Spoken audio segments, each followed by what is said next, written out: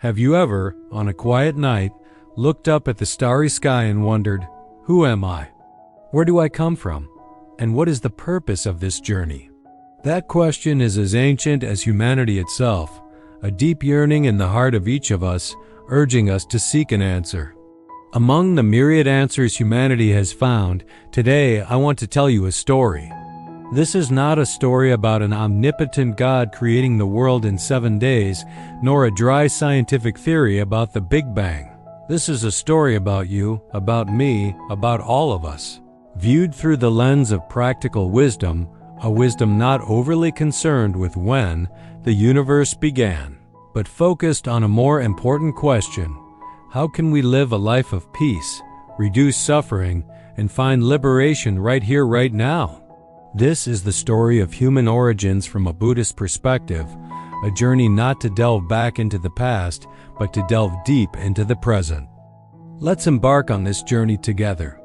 Imagine the universe not as a straight line with a beginning and an end, but as a grand breath, an endless dance of cycles. Just as day gives way to night and spring follows winter, the universe also operates in beginningless, endless cycles of formation, existence, destruction, and then emptiness. In the scriptures, these are called great eons, kappa, immeasurable spans of time. There is no single creation, only ceaseless manifestation, driven by an invisible yet immensely powerful energy. That is karma, the sum total of all actions, thoughts, and words of all sentient beings. Karma, along with natural laws, weaves the intricate tapestry of reality, creating worlds, galaxies, and life within them. This universe is not a finished product, but an ongoing process, and each of us is an artist contributing to its creation. In a distant cycle, when a world had just formed after a long period of emptiness, the first beings appeared. But they were not like us now. Imagine them, beings of pure light. They had no coarse physical forms, no flesh and bones, no distinction between male and female.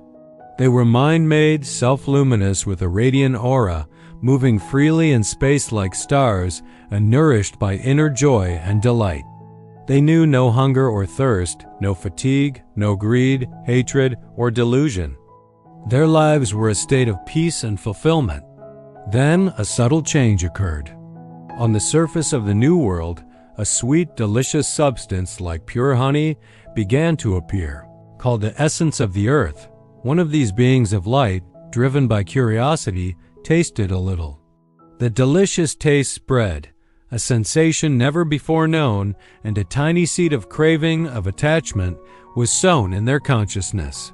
That being told the others, and they too began to taste it. As greed and craving for the taste of matter grew, a strange thing happened. Their self-luminosity began to dim. Their radiant aura gradually disappeared. Their bodies, once light and ethereal, began to solidify, becoming coarser. The sun and moon appeared to replace the lost light. They became increasingly dependent on external matter for their existence.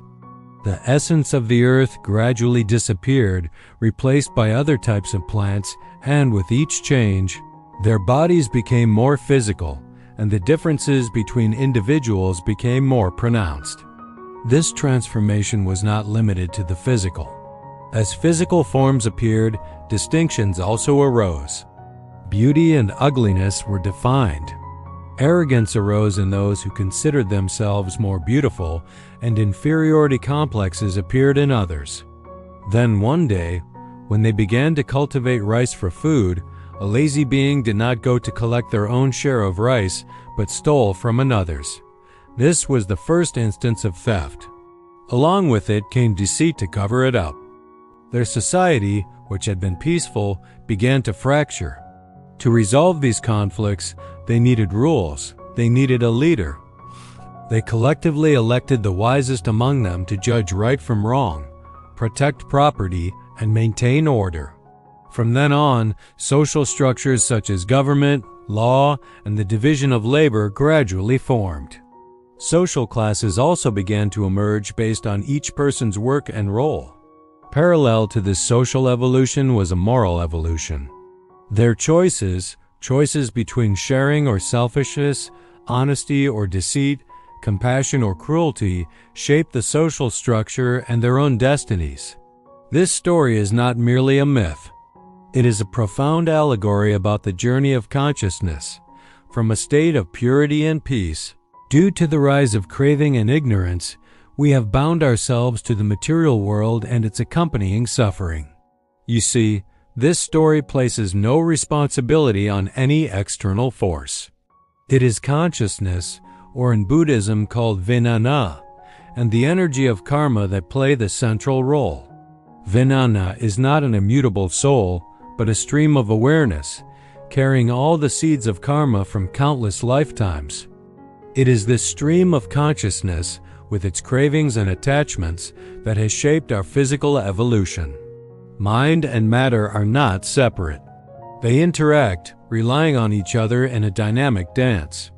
Your thoughts create emotions, emotions influence behavior, and behavior creates karmic results, shaping your living circumstances and even your physical body in the future. The mind is the architect, and this world is its design. Interestingly, this ancient Buddhist cosmology has astonishing similarities with modern scientific theories. The concept of cosmic cycles of expansion and contraction, formation and destruction, resonates with the theories of the Big Bang and Big Crunch. The idea of countless world systems, different realms of existence, brings to mind the multiverse theory.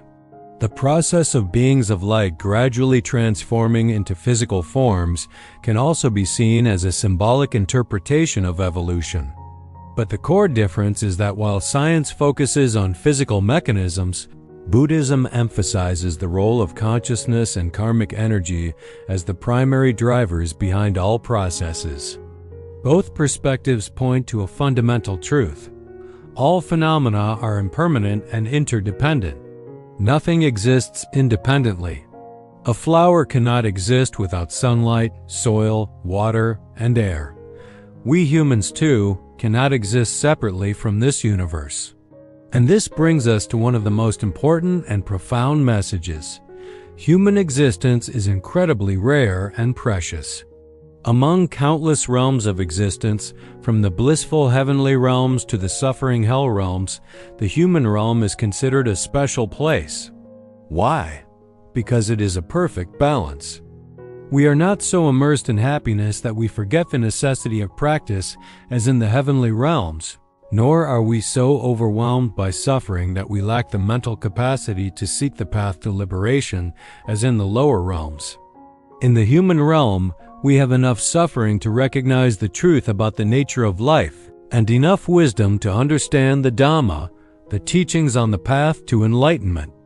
To be born human with a healthy body and a clear mind, having the opportunity to hear and practice the Dhamma, is likened to a blind turtle living at the bottom of the ocean, surfacing only once every 100 years and fitting its head perfectly into a single floating log with a hollow. How incredibly rare that opportunity is. So, what is the purpose of understanding this origin story? It is not to satisfy curiosity, nor to debate doctrines. Its purpose is profoundly practical.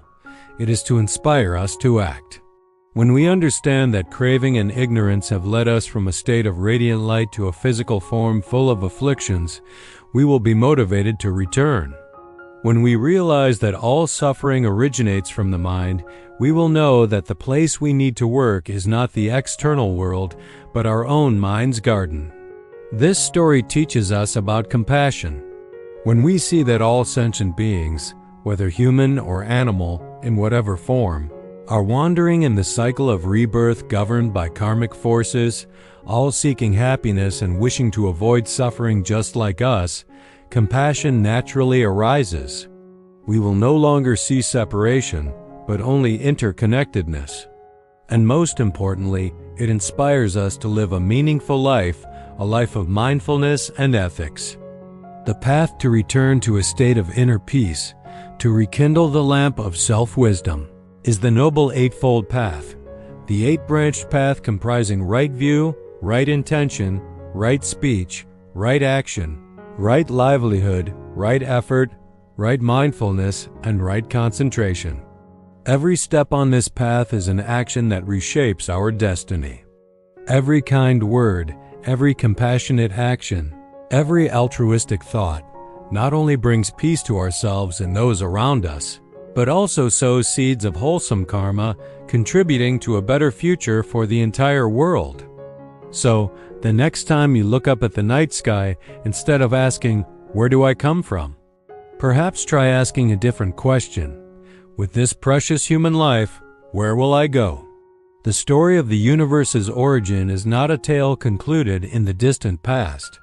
It is being written anew in every moment of the present. You are the one writing that story. Your destiny, and a part of this universe's destiny, is not written in the stars, but lies within your own hands, mind, and heart. Cherish every breath, live an awakened life, and become a torch of wisdom and compassion, illuminating the path for yourself and for all beings. That is how we rediscover our primordial light, not by turning back time, but by shining brightly right here and right now.